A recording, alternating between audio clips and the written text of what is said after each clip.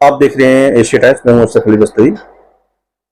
हिंदुस्तान में स्कूलों का जिक्र हो और केंद्रीय विद्यालय का जिक्र ना हो तो बात अधूरी रहती है। इससे हर शख्स की ख्वाहिश होती है कि केंद्रीय विद्यालय में बच्चे का एडमिशन हो, क्योंकि वहाँ का जो इंतजाम इंसराम है, तालीमी निज़ाम है, वो बहुत मुतासिर करता है लोगों को। और लगता है कि यहाँ पर अगर बच्चे का एडमिशन हो जाए तो 12वीं तक की उसकी तालीम पूरी तौर पर सिक्योर हो जाती है। इसीलिए आप देखते होंगे कि शहरों में रहने वाले लोग केंद्रीय विद्यालय में एडमिशन कराने के लिए अपने बच्चों के कई तरह की सिफारिशात का इस्तेमाल करते हैं। कोई एमपी कोटे से, कोई एमएलए कोटे से, कोई मिनिस्टर कोटे से, कई तरह से लोग कोशिश करके वहां पर एडमिशन कराने की कोशिश करते हैं। अभी 2 दिन पहले की बात है कि जेएनयू कैंपस का जो केंद्रीय विद्यालय है उसके बारे में एक खबर आई कि वो हिंदुस्तान में तालीमी सर्वे में पाया गया कि जेएनयू कैंपस का जो केंद्रीय विद्यालय है वो दूसरे नंबर पर आया है। ये इत्तेफाक है कि हमारे साथ आज उसी स्कूल के एक छात्र जो 6ठी क्लास में पढ़ते हैं, अंसार, वो मौजूद हैं। हमने उनसे बात की है कि उनका जो कैंपस है जिसमें वो पढ़ रहे हैं, क्या एक्सपीरियंस उनका है। हालांकि वो अभी वहाँ पर बहुत ही कम समय उनका हुआ है, तकरीबन 15 दिन, लेकिन उससे पहले भी वो केंद्रीय विद्यालय इंडोरगंज में थे तकरीबन 1 साल से। उससे पहले वे केंद्रीय विद्यालय गच्चीबावली हैदराबाद में पढ़े। तो इस तरह से उनकी जो तालीम है शुरुआत ही से अब तक 6ठी क्लास तक यहाँ तक जो पहुंचे, केंद्रीय विद्यालय होते हुए, केंद्रीय विद्यालय में रहते हुए पढ़े हैं। तो अब वो इस वक्त जेएनयू कैंपस का जो केंद्रीय विद्यालय जिसके बारे में खबर आई है, आप उसमें पढ़ रहे हैं। तो उनके एक्सपीरियंस क्या हैं केंद्रीय विद्यालयों के, और खासतौर से जेएनयू कैंपस के केंद्रीय विद्यालय के अब तक के क्या एक्सपीरियंस रहे हैं, इन तमाम चीजों पर हम बात करेंगे। आइए हम आपकी बात कराते हैं अंसार से। आपका बहुत बहुत स्वागत है हमारे इस प्रोग्राम में। अंसार, सबसे पहले तो अपने बारे में बताइए। मेरा नाम अंसार अहमद है, मैं 6th क्लास में पढ़ता हूँ, मैं यूपी से हूँ। किस स्कूल में पढ़ते हैं आप? स्कूल केंद्रीय विद्यालय जेएनयू कैंपस। JNU campus. ये बताइए कि दिल्ली कब आना हुआ आपका? दिल्ली अब्बू के ट्रांसफर, अब्बू के क्या हुआ था, ऑफिस में ट्रांसफर हो गया था अब्बू का, तो हम लोग दिल्ली आए थे। अबू फजल में 1 साल रहे, उसके बाद हम लोग अबू फजल में रह के एंड्रूजगंज जाते थे केवी। तो उसके बाद हम लोग जेएनयू ओल्ड कैंपस आ गए। उसके बाद हम लोग जेएनयू के ही स्कूल में जाते, केंद्रीय विद्यालय। बताइए जेएनयू कैंपस कि आप पैदा हुए और स्कूलिंग आपकी शुरू हुई मानू कैंपस के पास जी, वहाँ के केवी में, और कैसा रहा था आपका एक्सपीरियंस मानू कैंपस में रहने का और वहाँ की स्कूलिंग का? वैसे मानू कैंपस में तो रहने में बड़ा अच्छा लगता था। अच्छा, वहाँ बड़ा मजा आता था, सब पूरे दोस्त थे। अच्छा, क्या मिस करते हैं आप दिल्ली आने के बाद? दिल्ली आने का दोस्त और सब खेलते थे, हर एक फेस्टिवल अच्छे से सेलिब्रेट करते थे। अच्छा, बड़ा मजा आता था उधर। अच्छा, स्कूलिंग कैसी थी आपकी वहाँ? स्कूलिंग तो वहाँ सब बड़ी अच्छी थी। भैया लोग भी वहाँ से पढ़े, मैं भी वहाँ तक 5th तक पढ़ा हूँ। अच्छा, पूरे स्कूल ही के दोस्त बन गया था। ये बताइए कि क्या बनना है पढ़ के, कुछ सोचा अभी से?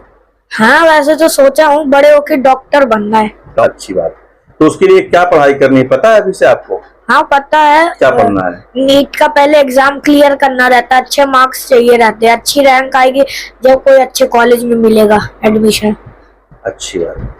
ये बताइए कि जब आपके पिताजी का ट्रांसफर हुआ अब्बू का, हाँ, दिल्ली में, तो जामिया नगर में आपकी रिहाइश हुई, यानी आपको रहना हुआ। हाँ। जामिया नगर में रहना और एक कैंपस में अपने दोस्तों के साथ रहना, उसके बाद अचानक आके फ्लैट में रहना, ये अलग तरह का एक्सपीरियंस था। कैसा था एक्सपीरियंस? दोनों बहुत अलग था।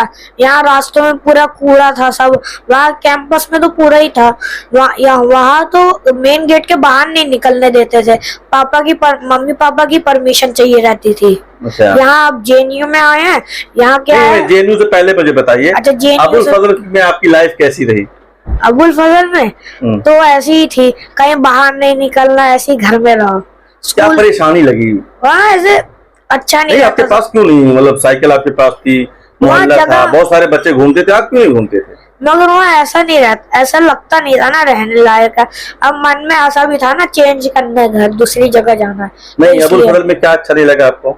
अबू फजल में ऐसे भीड़ भाड़ था, आवाज आती थी, चिल्लाते थे, तो यही है। तो ये आपके 8 महीने कैसे गुजरे? वही घर, स्कूल से आओ, घर पे बैठो, बस।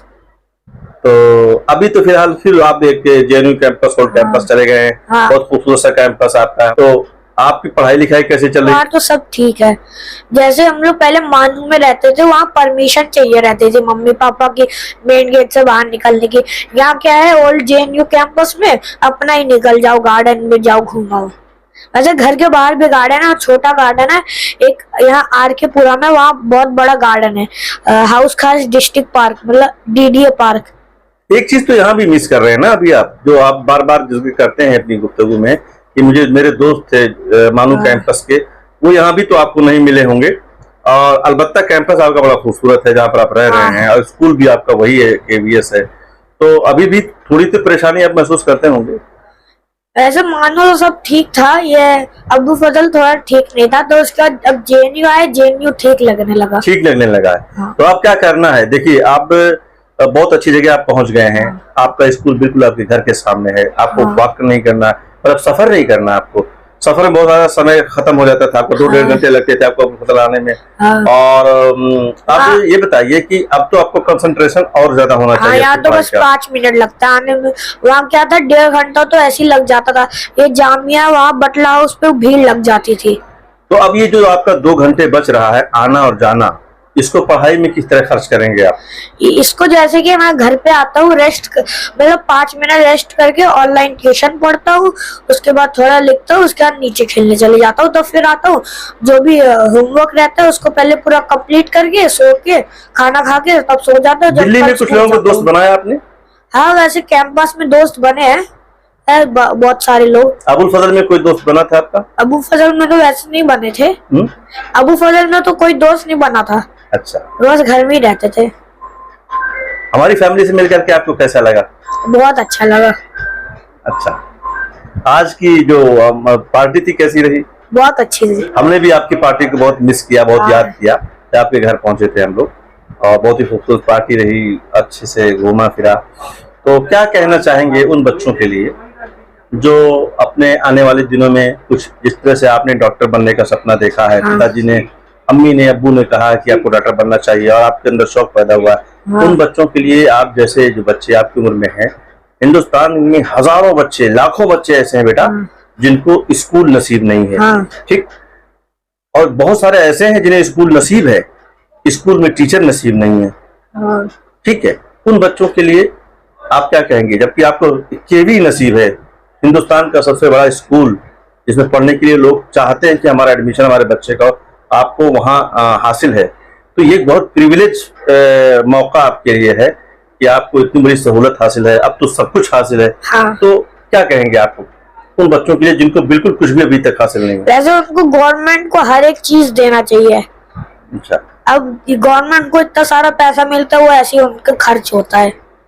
उनको कुछ ऐसा इंडिया में और इम्प्रूवमेंट करना चाहिए अभी, वरना इंडिया टॉप 1 पे होता।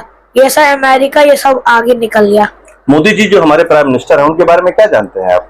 वैसे वो तो बस स्पीच देते हैं, सब कहीं जाते हैं, उनको हर एक काम करना चाहिए। आपका सबसे पसंदीदा खेल क्या है? वैसे तो दो है, फुटबॉल और क्रिकेट, दोनों में मजा आते है खेलने में। स्कूल में कौन सा खेलते हैं? स्कूल में तो ज्यादा का फुटबॉल, क्योंकि क्रिकेट बैट बॉल तो रखा रहता है, उसका अलाउ नहीं रहता है ना, बड़े बच्चों के लिए रहता है। वो वैसे भी रीजनल्स ऐसे मैच होते हैं ना, उसमें यूज होता है ज्यादा का। वैसे जब गेम्स पीरियड होता है जब मिलता है फुटबॉल ये सब। सबसे अच्छे जो है सब्जेक्ट जिसमें आपका दिल लगे कि बार बार आप जब बैग पर हाथ लगाते हो या होमवर्क करने बैठते हैं तो आपका दिल करता है कि वो किताब निकाल कर या वो सब्जेक्ट पढ़े, कौन सा सब्जेक्ट सबसे अच्छा है? वैसे कि मैथ्स पसंद है। मैथ पसंद है। जितने स्कूलों में आपने पढ़ाई की है, तो ऐसी टीचर जो आपको बहुत याद आती हैं, मान लीजिए वहाँ की KV की, हैदराबाद की, या यहाँ एंड्रूसगंज की, जिनके क्लास में बड़ा मजा आता था? वैसे सबसे पहले ये हैदराबाद में केंद्रीय विद्यालय गच्चीवाली में एक टीचर थी, वो मेरे भैया हैं अम्मार भैया, उनकी भी क्लास टीचर रह चुकी है, और वो मेरी भी क्लास टीचर रह चुकी है 5th क्लास तक। वो है ना C सेक्शन को पढ़ाती है 5th क्लास तक, मतलब ऐसे 4th तक रहता है उनका क्लास टीचर वाला, तो 5th में एक सर आ जाते हैं, और वैसे मगर वो 5th में पढ़ाती है, मगर क्लास टीचर नहीं रहती है। अभी तो यहाँ आप नए गए हैं, बहुत सारे नए टीचर्स आपके सामने होंगे, बाद में आपको अंदाजा होगा कि कौन टीचर बहुत अच्छा वैसे यहाँ टीचर्स गुस्सा नहीं करते, बहुत अच्छे से समझाते हैं। यहाँ के? हाँ, क्लास टीचर भी बहुत अच्छी है, वो इंग्लिश सब्जेक्ट पढ़ाती है। अच्छी बात। बहुत बहुत शुक्रिया आपका, आपने हमें समय दिया और हमारे साथ हमारे घर पर आज आपने मेहमानी की, इसके लिए बहुत शुक्रिया जी। और हम इंशाल्लाह मिलते रहेंगे आपसे और आपके एक्सपीरियंस साझा करते रहेंगे और अल्लाह ताला आपको आपका जो डेस्टिनेशन है, जो आपका जो टारगेट है डॉक्टर बनना, आप डॉक्टर बने और जनता की सेवा करें, देश की सेवा करें। बहुत शुक्रिया।